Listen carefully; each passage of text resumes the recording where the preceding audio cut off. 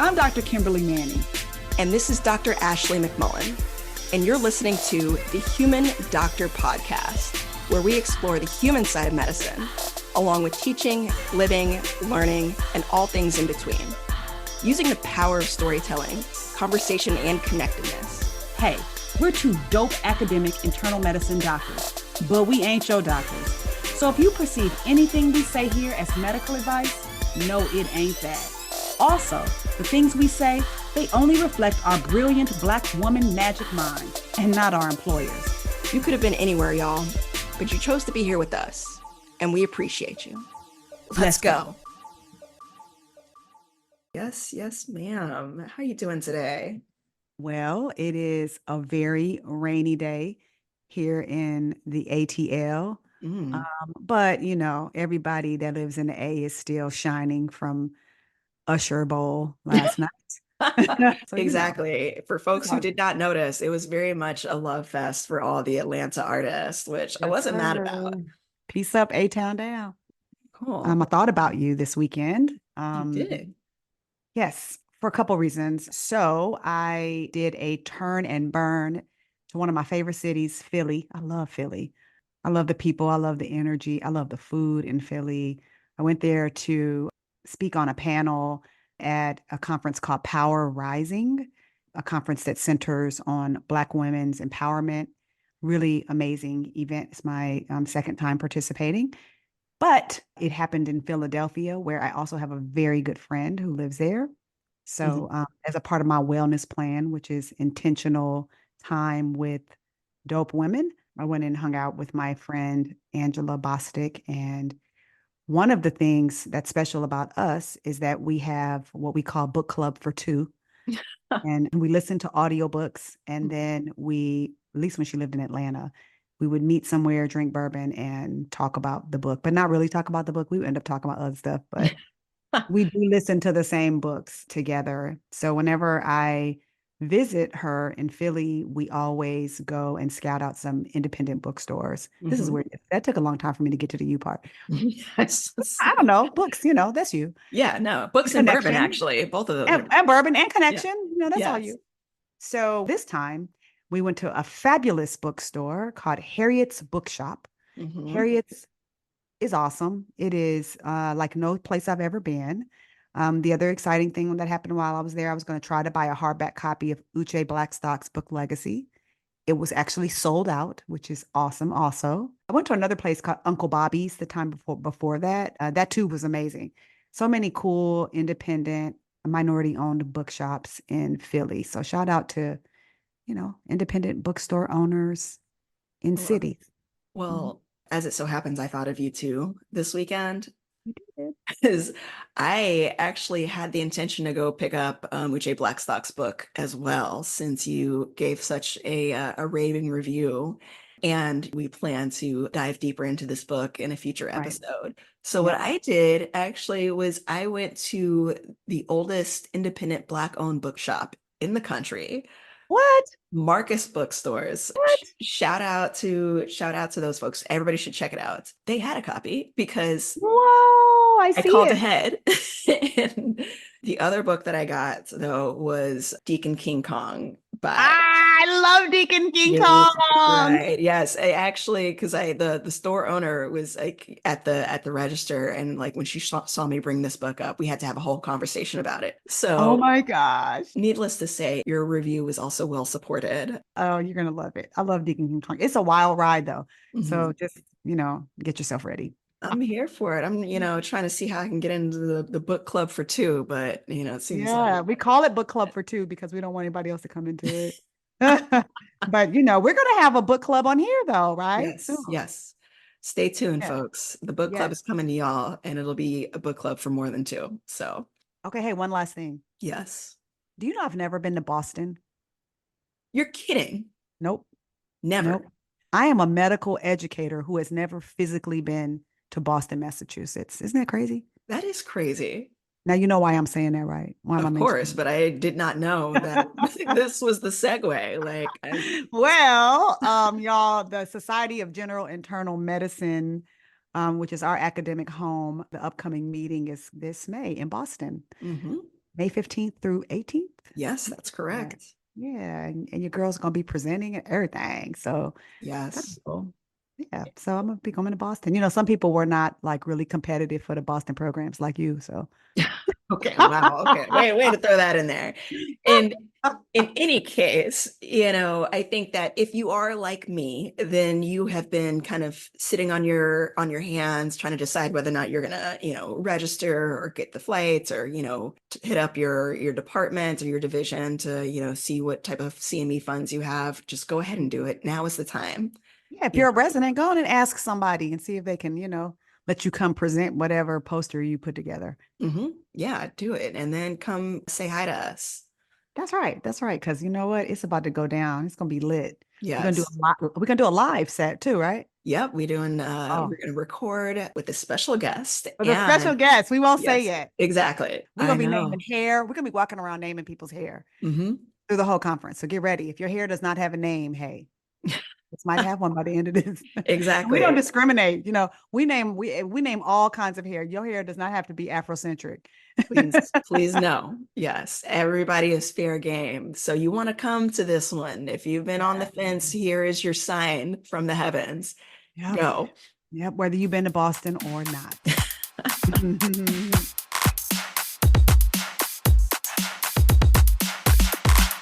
This is the day that I have been waiting for ever since the last time we were on the mic, which is that I get to sit back and, Wait, what? It's me? yes, ma'am, it is you. Oh, this No, is perfect. I Y'all knew should have that. seen her face. I knew that. Yes, yes, yes. It is you. And I know that you've got more than a few stories to share. So, sis, without any further ado, I'm not gonna wax poetically here because I know you're already ready. You pretend to be otherwise, but I know you came with fire today. Stay ready So, so you don't get ready. Yeah. so tell us, sis, what's the what? Okay. The what is me. Me. Okay, that is definitely a new one. So Me. I'm here for it. Me. I've Me. done you before. Hmm. Time it's me. What comes to mind when you hear that word? Me.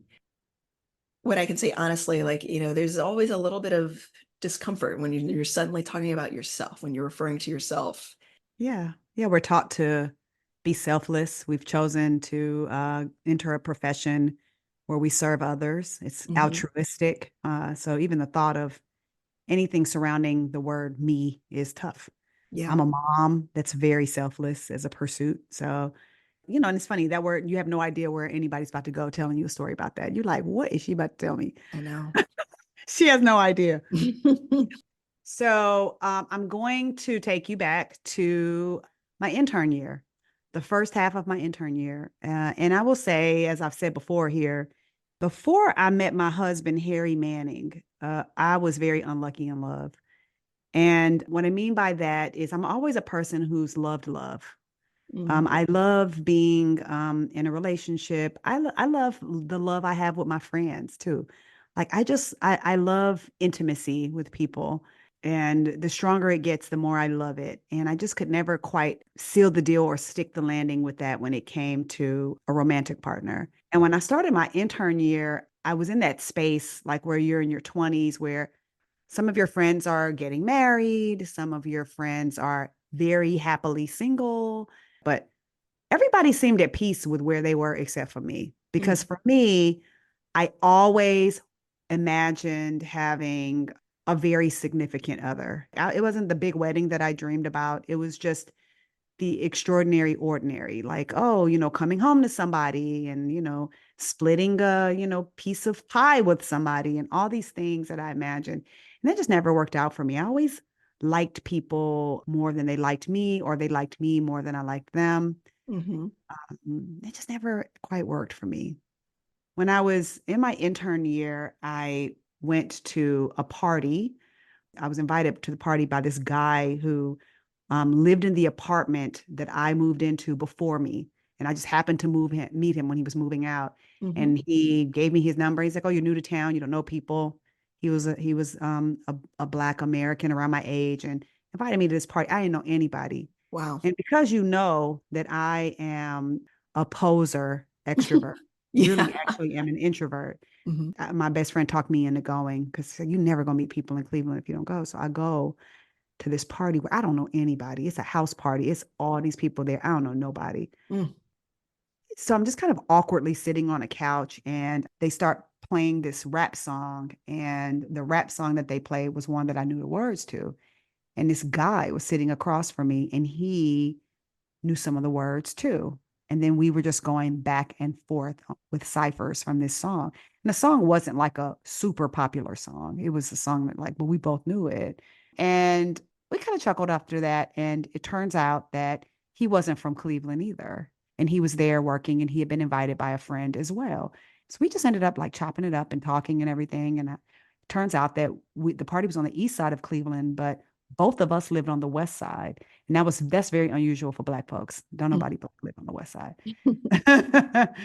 Okay, if you Black and you live on the west side of Cleveland, don't at me. I'm Yep. just saying that's not where the most people were. Hmm. So we agree, we should hang out. So we actually make a plan the next weekend to go rollerblading. I mean, this was like not supposed to be a date or anything. We were like, yeah, we're gonna befriend each other. And I realized while we're rollerblading that I'm attracted to this person. Hmm. But it turns out the person was attracted to me too. He was attracted to me too. So we ended up hitting it off and we began to date. And this was one of the first times that I found myself in love with somebody who fully loved me back Mm. the way that I think you're supposed to love somebody back. Like to be with me, like to hang out with me. It wasn't like looking for him, wasn't a whole bunch of misunderstandings or anything. Now, admittedly, neither of us had any distractions. I was in residency, but I didn't know nobody. Hmm. He had taken a job there in Cleveland. He didn't know nobody. So it was probably a bit transactional, maybe, but who knows? But we fall in love. And then unfortunately, his job moved him to another state, Hmm. too far to drive to. And we date for a fair amount of time, probably like 2 years. Mm. Hmm. And I was on one of my vacations, one of my very few vacations, and I was there in the state where he lives. And he had decided that he was going to apply to graduate school and get a degree that would take 2 years. At that point, I had just been asked to be chief resident. And I was like, wow. So, if you come somewhere near where I am, then when I finish my chief year, you'll finish grad school at the same point, and then we can go wherever you want. I mean, Hmm. come here first. But we have been together long enough, and at this point, I'm like what 28 or something like that. We're together long enough. We're like, it's time to barbecue or mildew. What we doing, right? Hmm. But Hmm. in my head, it had not occurred to me that my partner was not wanting to be with me as much as I was wanting to be with him. I had Mm. already imagined us, building a life together. I had looked into like, okay, well, maybe he can go to grad school at Michigan. That's a 3 hour drive from Cleveland, maybe because it was competitive. And I was like, okay, some competitive schools you can go to, Hmm. even places with a short plane ride, like Chicago or somewhere like that, right? Hmm. So I was down there visiting him and he was at work one day, and I'm not a snoop, but there was this box sitting on his coffee table. And in this box had all these brochures from grad schools. Hmm. So I was like, oh, this is cool. So I'll pull it out because I'm, waiting for him to come home from work. And he was so organized that inside of each pamphlet was the correspondence from each school and the front page of it. And Hmm. there were probably like 6 things in there. So the first one I pull out is like University of California at Berkeley. Hmm. Now, mind you, I live in Cleveland. He lived in another state that was south of Cleveland. Hmm. And this was out on the West Coast. I was like, oh, it says, congratulations. You have been um chosen for blah, blah, blah. I was like, wow, okay, that's a trip. So I set that one to the side and I pick up the next one. Next one was like on the Eastern Seaboard. I was like, wow, Boston. Wow. Drive to Boston from Cleveland. That's wild. Did not get accepted to that one. Hmm. Go to another one, another far ass state. Like I'm like Stanford and USC and all these places that are nowhere near where I am. Mm. So I pull out a few more. None of them are anywhere in the Midwest. And several of them he's been accepted to. Hmm. Yeah. And I was like, wow. So not one, like nothing that I could drive to from Cleveland, not Chicago, not Case Western, not Ohio State, not Michigan, nothing. So within like an hour of all of that, he comes through the door and I have all this stuff out on the coffee table. I was like, wow. So he walks through the door and I was like, hey. And he's like, hey, what's up, baby? And I was like, nothing. Wow, I was looking at all of your stuff. You're so organized. This is amazing. Are these all the places where you applied? Or are these just the places that you're not considering? And he was like, no, those are all the places that I applied. I was like, oh, okay. But these places are far. These are places that are gonna take us from being, long distance for 2 years to being long distance for 2 more years. And I thought that we had talked about us trying to get in the same place. And he said, well, I just don't want to be in the Midwest. I just really don't. Like, I just found it depressing and I just don't want to be there. And he's like, but, I think we have a great relationship and I think we can weather that. I think we can make it. I do. And I looked at him and Ashley, I promise you, it was just like tears just start falling out of my eyes in sheets, Mm. like, like just falling out. I wasn't even weeping. I was just like, they were just falling. He was like, why are you crying? And it was because I had a realization. And it was that I was not the person of his dreams. And I needed to choose me. And I said, I'm not her. I'm not her. Because the person that is the person you're supposed to be with after 2 years, the thought of you moving further away from her, if she's who you're supposed to be with, that would not be an option. I'm not her. He said, that's not true. We're young. I think we can do this. I was like, you know what? I want to be with somebody who the thought of moving away from me for 2 more years or not trying to get closer to me when they have it in their power and it's voluntary. I want to be with somebody who wants to be with me more than they don't want to be in the Midwest. That's what I want. That's what I want for myself. Mm. Because the kind of love that I was wanting, I wanted a love where somebody was willing to put me ahead of some things and to sacrifice for me. And some might argue, like, oh gosh, you guys were so young. That was ridiculous. But something told me that if you were not willing to have this conversation with me and sacrifice with me then, for me then, who knows what was going to come up later. And to be Wow. clear, he was a nice guy. He was not mean to me. He was a good guy. We had a good relationship, but he could live without me. He could voluntarily live without me. And now that I have been married for 20 years, I'm with somebody who I couldn't voluntarily live without. Mm. Not voluntarily. Now, Yeah. if something happens and it is the divine plan that I will move on, but I won't do so voluntarily. So we split up. We split up. I chose me. Wow. And you know, dated somebody briefly right before I met Harry who made it very clear to me through their actions that they weren't looking to be in a significant partnership with me. And they didn't want to be reliable or to have me feel like I was in the front of their thoughts. And I was like, you know what? You got to go. Mm. I'm choosing me. I'm not some like super strong person because my desire to be in an intimate partnership was really, really, really great. But what I've learned is that I have to also be in an intimate partnership with myself. Yep. And I can't if I'm crapping on myself. Yeah.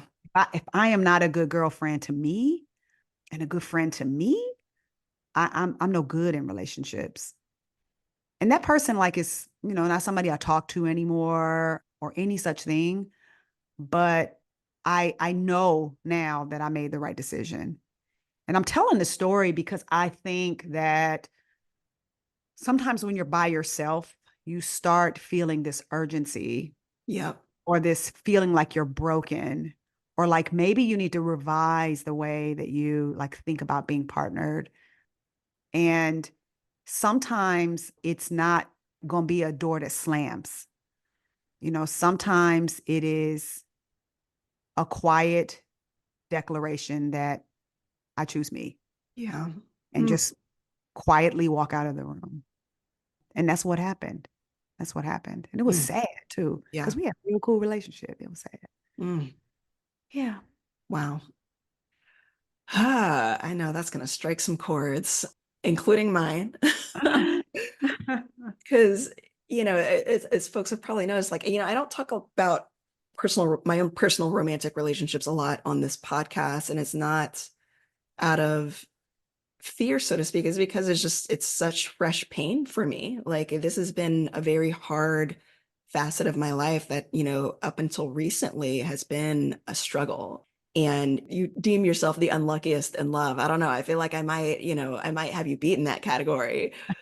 But this concept of choosing yourself, even giving yourself permission to do so, Mhm. that this is a lesson that I've only really, really been able to kind of take hold of in the last year. I know that pressure, that feels like if you're not in a relationship at this point in your life, I'm talking about me and in Yeah. my Yeah. in Yeah. my age category, that something's missing. And I also want to name, particularly for Black women, I think that there's even an even stronger message that, if you have a good partner, particularly like for folks who are heterosexual, like, a good man, that you're supposed to do everything in your power to keep that man happy. And so the idea that you would willingly walk away from that is probably an anathema. I love this message. I feel like it cannot be said or overstated enough. Choosing you sets you up to be in the right relationships. I love being able to consider a relationship from a standpoint of strength and solidarity with myself and not one of fear and, kind of like the ticking time box. And so I love that you share this because we all know how much you love Harry Manning. We know this, but there's a story there in which, Yeah. things could have looked a lot different. Yeah. I mean, there's this old song by Teddy Pendergrass where he says, it's so good loving somebody when somebody loves you back. And like I had loved people before, but somebody loving me back is not just in words, man, it's in deeds. Hmm. And to me, love, especially like the most intimate love, it involves sacrifice. Hmm. It involves sacrifice. I mean, I work in the academic sector. I've had opportunities that could take me out of Atlanta, Georgia. I Hmm. have. But my life and my world is one that includes my husband, who is a business owner whose business is rooted in Atlanta, Georgia. I Hmm. would not voluntarily go where he is not. Now, some people do have lives that allow them to uproot and move and stuff like that, but and it's not because he's a man and I don't want to leave my man and all this stuff. It's really because we connect as humans and he shows me through his deeds how he loves me back. And now, even in my friendships, I don't really want to give a lot of myself away to friends who do not love me back. Mm. I, Wow. I don't. I Yes. don't, and I won't. I ask myself, how is this serving me? Mm. And again, that's different than a transactional relationship through work, right? Because there's some things that are transactional, and I have to do that, Yeah. or it's through service to somebody, and that's okay. But like a voluntary trip up to, to spend a weekend in Philadelphia when I really didn't have to go see a friend who fills my cup Yep. and nourishes my soul. Um, she's a friend who chooses me back. Hmm. Probably the deepest thing out of all of this, Ash, is that nobody's going to choose me. Nobody until I choose me. Mm. Nobody. Nobody. And it took me so long to understand that because that dude that I broke up with that day, you know he tried to come back. Yep. You know I he know. did. Yeah. But it was too late. Yeah. It was too late. I am not about to be out here campaigning for you to love me. Ooh. I'm not doing that. I'm not Yeah. doing that. I'll campaign for me to love me. I'll do that. But I'm not campaigning out here for nobody to love me because it always backfires. Yeah. You didn't love me, broken, imperfect, corny, nerdy me. If you didn't love that out the gate, it's At some point, I'm going to drop my guard and she's going to show up. Yes. And if that ain't who you choose, that's your right. It is your right. It was your right to want to go wherever you wanted to go for grad school. That doesn't make Mhm. you a bad person. It just means that you're not the person I'm looking for. You're not checking for me the way I need somebody to be checking for me. Yep. Yeah.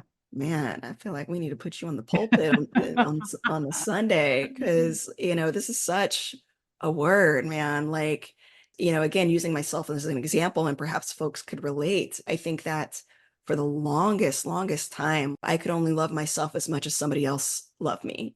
And if I had to change in order Preach. to, make that person love me, then I only loved that version of myself. And anything that fell short of that, which was, a more authentic version of myself, I had a very, very difficult time even looking at the mirror and Mm, seeing that person. mm, And I am really, really proud to know that that's not me anymore. I have learned and am learning how to choose me, and it doesn't right, matter the circumstance, right. I'm flying solo dolo for the long term, or maybe, as if there's a lovely lady out there, That's come right. through. But But you will catch these hands if you do something to my little sister. I'm just telling right. I guess it's been a while since, we also have not mentioned that, Dr. Manning does choose you. violence on occasion. Not real, like y'all, I'm really not violent. Like I really, but Yeah. I am a protective friend. I am a Hmm. protective friend. And I do think people think that once you do get partnered, you now choose us. No, I still choose me. Hmm. I still choose me. I'm somebody's mother. I still choose me. Yeah. I'm a clinician educator, an attending physician, a mentor. I choose me because Yeah. I can't do nothing for you um, if I'm not doing anything for myself. Before we met up today, right? We were getting ready to record, Hmm. and I was like, I have a window to exercise, and I think I'm not going to exercise if I don't do it right now. Hmm. I was choosing me. Now, maybe it wouldn't have worked. You're our executive producer. You might need to choose you and be like, nah, sis, you about to record. Yeah. But, I mean, it's okay to choose you. There's nothing sexier. Right. And it's funny because like everything about our society, particularly like academia, there's something wrong if you choose yourself and say no. But I love it. I love it. That's right. So That's right. That's right. So, yeah. And it was okay this Yep. morning because I slept an extra 30 minutes. So I let that slide. Well, good. Well, good. Well, being with you is and by you meaning you yourself, by yourself. Solitude is not loneliness. You can have some time with you and get real cool with you, Hmm. so that you know what your standards are. You know like what is okay, and people should help you grow. You will Hmm. change in a relationship, but you don't have to change to keep the relationship. Yep, You just can't change because you are growing together. But absolutely. I think mm, choosing you only enhances who the people are in your life that choose you as well. And obviously we have plenty more stories between us to share, but I think that in a moment where I had to choose me, I can say Kimberly Manning was there with me along the way. And I just again, it fills me with such joy hmm to know that even when I do choose me, I'm not alone. Yep. Yep. Because somebody else is checking for you too. It feels good loving somebody and somebody loves you back. Hmm. And that is not gendered. That is across the board. Platonic and romantic relationships. It feels good when somebody loves you back, but Hmm. you gotta love you first. Yep. Word. Say word. Well, sis, I love you and I love me. So Oh, yes. yeah. I like that. I like the ring of that. Oh, Yeah, see what I did there? I Yeah. do see what you did there. I love you, and I'm gonna just stand on that. I love you. Mm. All Yeah, right. I'm gonna let you. I'm gonna just let you hold on to that. I'm All not gonna. right. I Yeah. receive it all. That wraps up this week's episode of the Human Doctor Podcast. Special thanks to our favorite brother gastroenterologist, Dr. Chuma Obiname, for the beats. Shout out to the Dr. Ashley McMullen for editing and production. Mad love to our podcast family at The Nocturnist and the Clinical Problem Solvers, our Med Twitter fam. And especially shout out to all of you, our listeners. Until next week, remember, we see you and you are enough. Holla!